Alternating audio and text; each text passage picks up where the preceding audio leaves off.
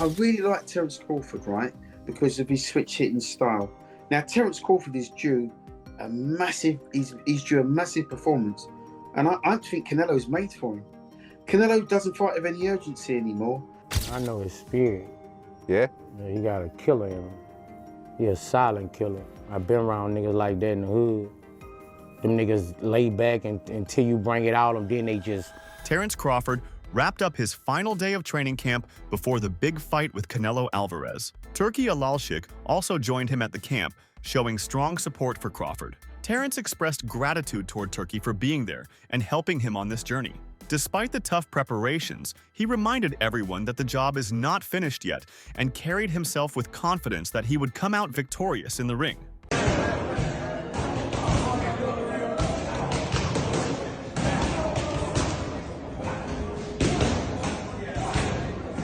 Hey, I appreciate you. Everything that you done for me. You and Riyadh said you must the job ain't done yet. Yeah. The job ain't done yet. Yeah. It's Saturday. Deliver the job. But listen, I appreciate the opportunity. No retirement. Let's get it. Yeah. Terence Crawford's final stretch of preparation has been marked by relentless effort and determination as he pushes himself for the biggest fight of his career against Canelo Alvarez. In his training camp, Crawford has been sparring intensely, sharpening his reflexes, and perfecting his defensive strategies while ensuring his offensive output remains crisp and powerful. His coaches and team emphasize the discipline and focus he has maintained, portraying him as a fighter who has left no stone unturned in camp. The video footage shows him working tirelessly, his body lean and conditioned, ready to step into the ring with full confidence.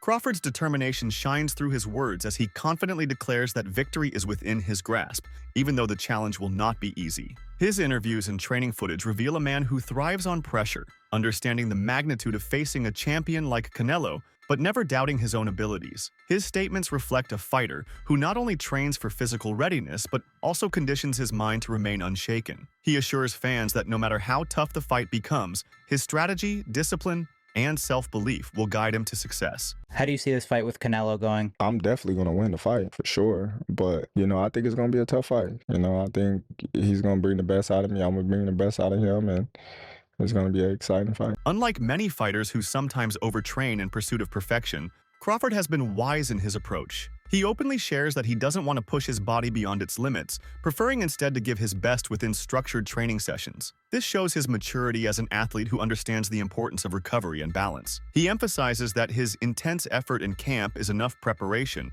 and that additional strain could cause fatigue or injury before fight night. Right now, I'm not training hard. I'm not even training, really. I don't want to overtrain because me personally, when I go in the gym, I give my all. And I don't want to burn myself out. Lester Martinez, Crawford's chief sparring partner, has given chilling warnings about what Canelo is about to face. Having spent countless hours in the ring with Terence during camp, Martinez confidently states that Crawford's power is something even Canelo will struggle to deal with. He insists that, despite people believing Canelo is the naturally bigger man, Crawford feels just as big and strong in the ring. According to Martinez, the intensity of Terence's punches has left him convinced that a beast is coming for Canelo. These statements add weight to Crawford's preparations, as sparring partners often provide the most accurate perspective on a fighter's true form in camp. No, está como dicen muchos, está cabrón. Está preparado, está listo, a pesar de venir de una categoría muy abajo, subir a la 168, pues yo tengo los sparring con él. Tanto lo he ayudado como he sentido que él me ha ayudado también a mí. Entonces, anteriormente estaba enfocado en ayudarlo, pero luego que me dijeron que yo iba a pelear, ¿sabes qué? Necesito ayudarte, pero que me ayudes. Y ya en el ring nos entendemos. Yo casi no hablo inglés. Todavía voy practicándolo, pero en el ring nos entendemos muy bien. Y hay una buena vibra, pero él está listo. Y yo también estoy listo. El tema del peso, ¿cómo crees lo afectará en la noche de la pelea haciendo sparring con él? ¿Cómo? Haciendo sparring con Terence, la gente habla, pues el Canelo es muy grande, sí. 2 categorías. Bueno, en realidad en tamaño creo que están iguales, pero en diferencia de peso, sí, a lo mejor Canelo está más acostumbrado a esa categoría que Terence, pero te digo, vengo haciendo sparring con él desde que estaba en las 147 libras, mi primer sparring con él en las 147, yo era ya 168, sigo siendo 168, y lo único que hizo ahora pues es subir de peso, aumentar de peso, y sí se siente muy diferente. Haber hecho sparring con él en 147 y ahora hacer sparring con él en 168. Pero yo creo que... ¿Cómo se siente diferente? En el sentido que le he sentido más pegada, más explosivo, la rapidez, el snap lo tiene todavía el cabrón, no lo ha perdido, lo he sentido, pero creo que la nutrición que lleva, el equipo de trabajo con el que tiene.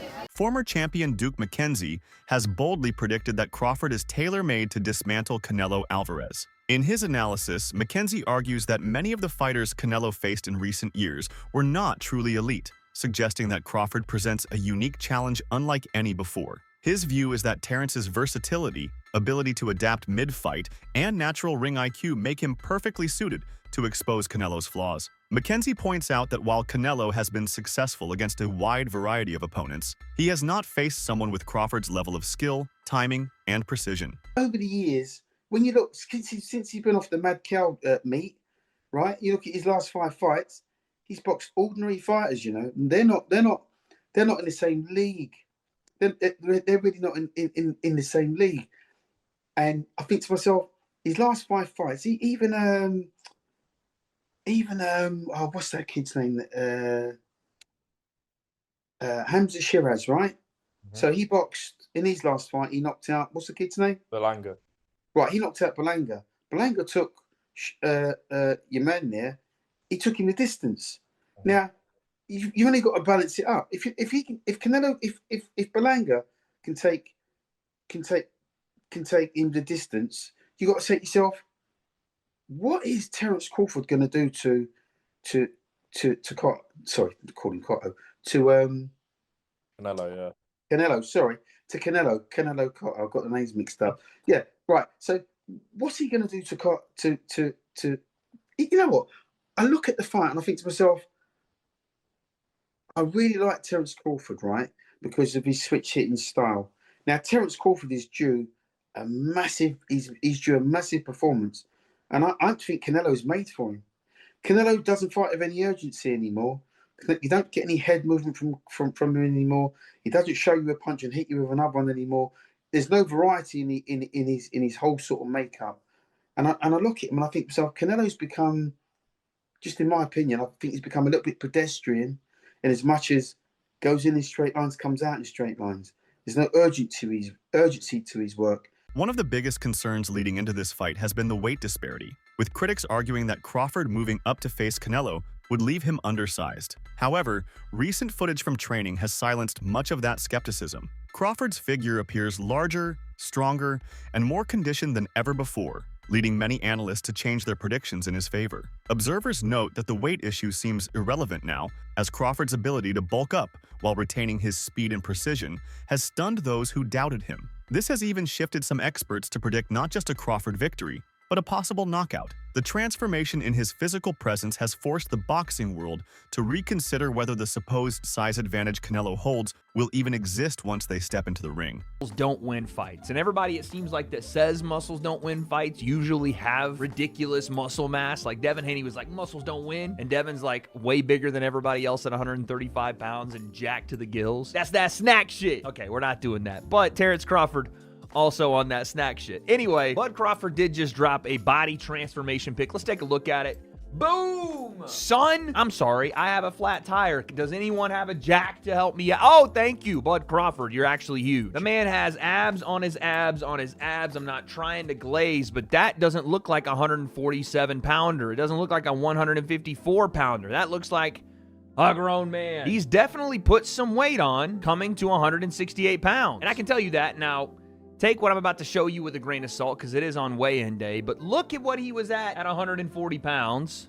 Now, again, he's out of camp, hasn't made the weight cut yet, but that's him right now. But, I mean, that is crazy. Couple of things. Yes, muscles don't win you fights, and the biggest question we have to ask now is, How will this newfound muscle mass affect Bud Crawford in the fight? Because one of the things I have said continuously about this fight is that the weight issue has been completely overblown by people. And what I mean is there is not a massive weight disparity between these two fighters. What Canelo walks around at and what Terence Crawford walks around at is probably similar, and maybe Terence Crawford even weighs a little more. I don't know. I saw the picture of the scale of him at 186. It may be a little less when he's normally not trying to gain weight, but that's not the point of the weight difference. The point of saying there is a weight difference is that Canelo Alvarez has consistently fought and been successful at 160 to 168. Controversy arose when analyst Showbiz the Adult speculated about the possibility of the fight being fixed after observing Turki Al-Sheikh's involvement in Crawford's camp.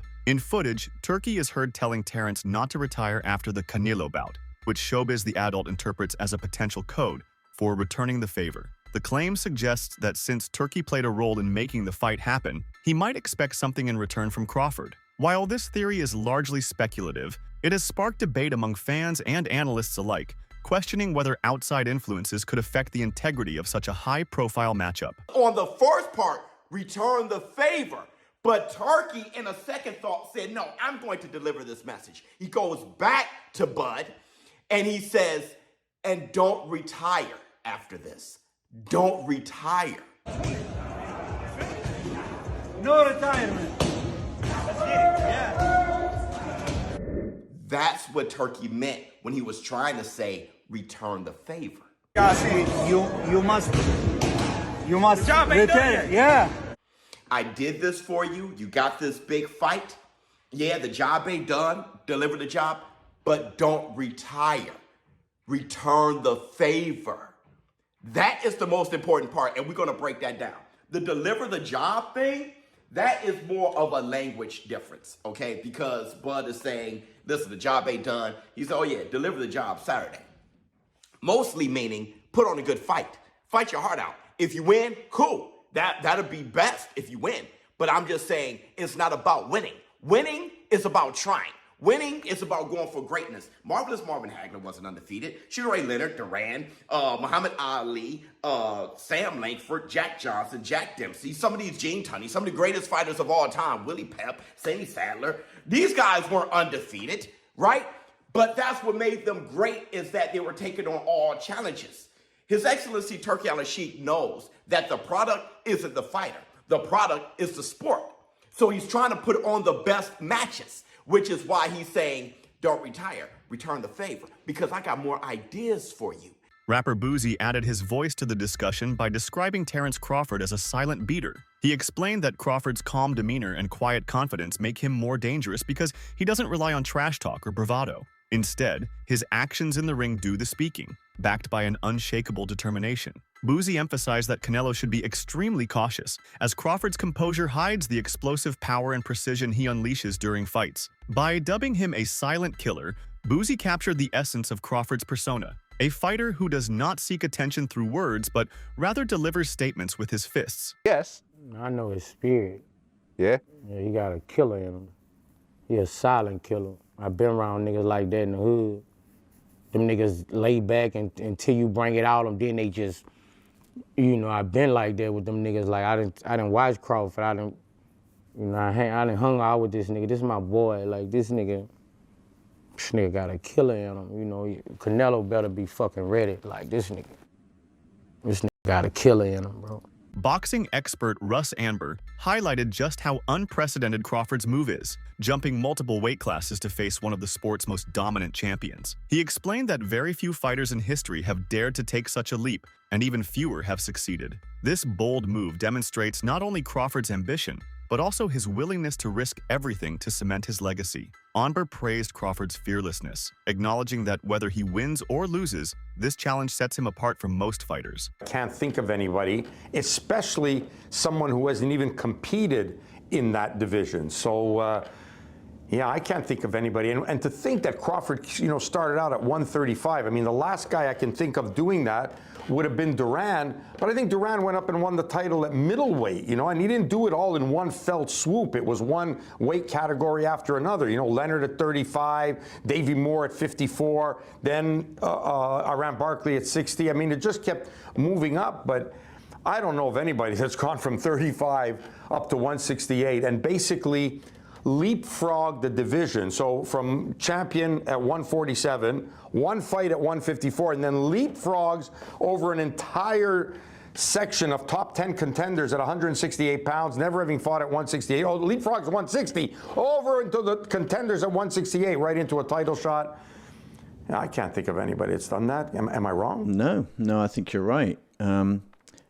Tommy, over the last couple of years, I think Canelo's come to rely on his power. Do you think that'll be enough against Crawford's ring IQ and his combinations and footwork? You know, I can't think of any fighter where punching power alone is enough.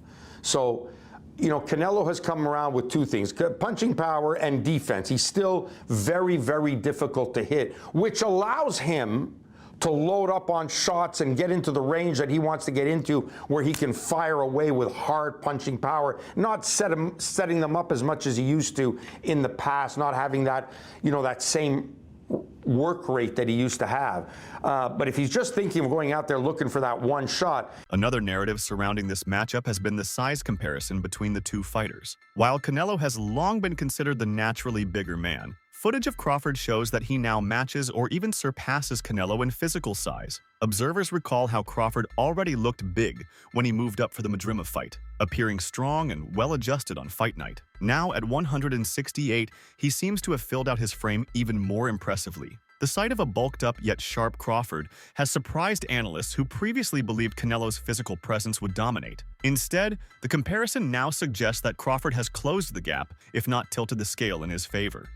Now, when he fought Israel Madrimov, that was at the 154-pound weight limit. But when Crawford actually got into the ring on fight night, he was actually the heavier of the two men, clocking in at 169.8 pounds. We'll call it 170 just for the ease of the video. But 170 pounds at 154, that's a very, very solid rehydration. That is a very good weight for a 154-pound fighter.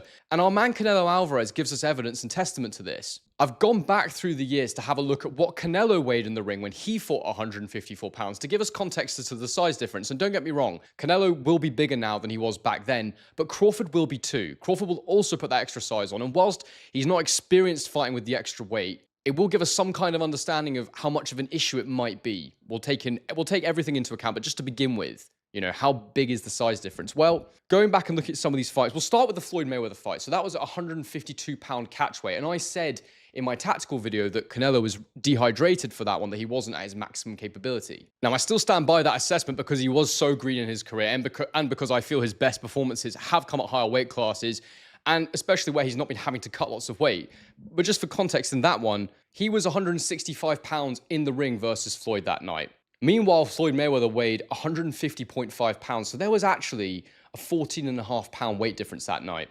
So you start to understand where I'm going with this in this video. I want to look at the context of where there's been weight gaps before. So someone who was 14.5 pounds lighter than Canelo was able to beat him on that night. Now look, Mayweather is an all-time great. Mayweather was unbelievably skilled and had soldiers tied up in knots. He couldn't do anything with him. But let's look at some other fights for some more context. When he fought Austin Trout, they were around about the same when they got in the ring. When they fought at 154 pounds, Canelo was 172 and Trout was 171. And that's really interesting to look at because that tells us that Canelo was only a couple of pounds heavier than Crawford when rehydrated when he fought at 154 pounds. Crawford's trainer, Brian Bomac McIntyre, has been adamant that his fighter is already a bigger man than most give him credit for. In his words, the jump to 168 pounds is not as drastic as critics make it out to be. Bomac argues that Canelo's size has been overstated and that Crawford has the natural build and strength to compete on equal footing at super middleweight. His confidence in Crawford's adaptability underscores the belief within the camp that Terence is not stepping into unfamiliar territory, but